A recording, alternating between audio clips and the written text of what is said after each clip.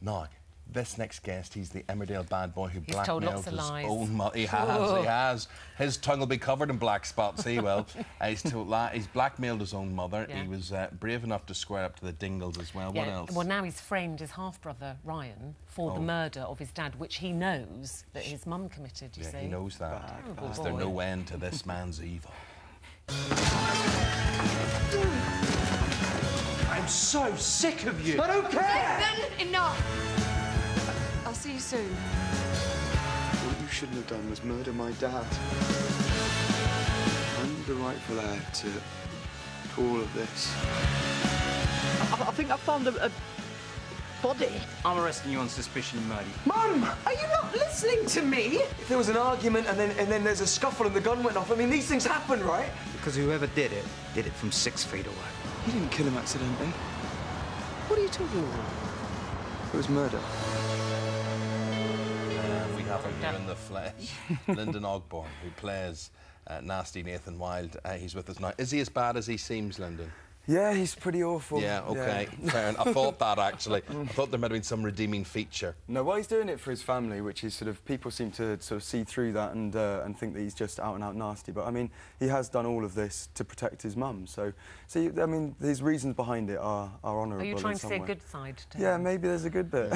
Is there a good bit to playing somebody who is so bad? In other words, you know, people just love to hate him. So, therefore, do you get some sort of perverse kick out of that? Well, yeah, to some extent. But also, I mean, it's interesting to watch somebody who's that nasty if you can see some elements of nice things to them, because at least you can see the different darks and light to them, and it makes it more interesting to watch, hopefully. But at the same time, I do just love playing someone who's that nasty. Well, Emmerdale have very kindly given us an exclusive clip of tonight's episode at 7 o'clock tonight, and this is at the funeral of your father, Mark. Right, OK. You know, it's a bit of an argy-bargy. Maisie. Maisie. Will you come and see me, please? I need to talk to you. Leave her alone, Ryan. Please.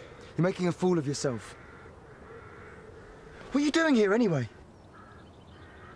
What, is this your final desperate plea? Do you know what? You are pathetic! Just stand back! Nathan, come away. You stitched me up. You know full well I didn't do anything wrong! Would you please take him away? No, you can't do that. No, I think you'll find they can. Maisie, please, look, you know he did it. It wasn't me. Please, you've got to believe me. Leave me alone!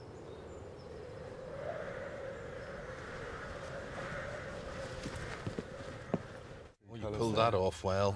But your sister Macy is going to possibly be the fly in your ointment, isn't she? Because she's now worried about this mobile phone thing. Did you take it away from her? That's right. She's starting to suspect me, and I mean, the thing is that a lot of fingers start pointing at Nathan, and yeah, the whole mobile phone thing and lots of different elements, and the whole village just pretty much detest him, so...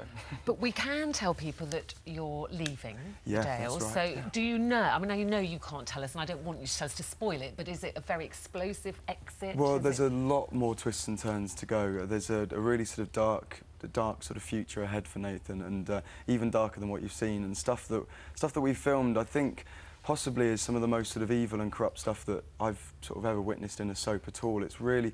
I think they're planning on putting warnings before the episode. There's some really sort of dark stuff that's going on that has been filmed with one of the other sort of main actors, but it's really sort of corrupt and quite evil. So, oh, well, we should look forward to dark. that. So, do you know what's next after Emmerdale? Have you got any plans or just a bit of time off? I mean, obviously, from people seeing Nathan, I probably shouldn't mention about being offered the sort of Bond villain, but I mean, I'm not supposed to bring that up. But no, I mean, I'm looking forward to coming back to London. Hopefully, some sort of theatre work. I'd love to work in sort of one of the big theatres in West End, obviously, which is quite a dream. But no, I mean, apart from that, sort of more TV projects and spending more time with my girlfriend and just sort of generally getting back into London life, which would be awesome. This whole acting thing actually is in Lyndon's blood. Explain that. Well, my granddad is an actor. He's 85 and still working, which is unbelievable, really. Which is yeah. But my brother's also an actor, and my sisters are both keen as well. So we used to sort of grow up watching my granddad in sort of films and TV things, also going to the theatre, and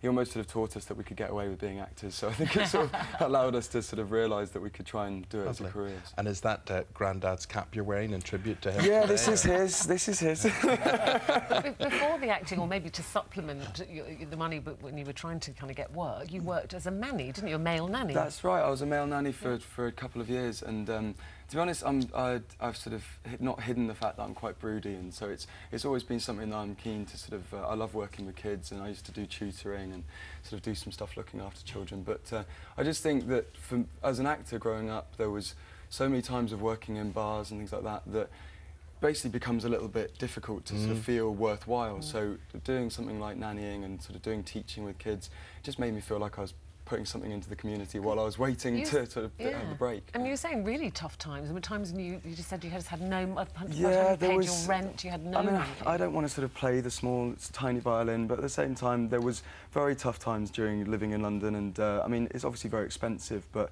there was times when I was sort of earning just enough to cover anything, so sort of all of my bills and stuff, and then you're left with anything as little as a sort of a quid to try and get away with like sort of the rest of eating and all that sort of stuff. So I mean, it was tough, but at the same time, it makes the highs a lot bigger and a lot greater. But it depends how long the highs last for. I mean, like, take the Emmerdale situation. That must have been good for you because it was regular work and high profile. Well, but like all things, it comes to an end as well. Well, yeah, I mean, I was fortunate because, I mean, they've not sort of hidden the fact they were keen for Nathan to sort of stay on, and so I've made the sort of brave, if not sort of slightly stupid decision of stepping away, and just purely because the whole reason of becoming an actor was to sort of have all the different experiences and try different things.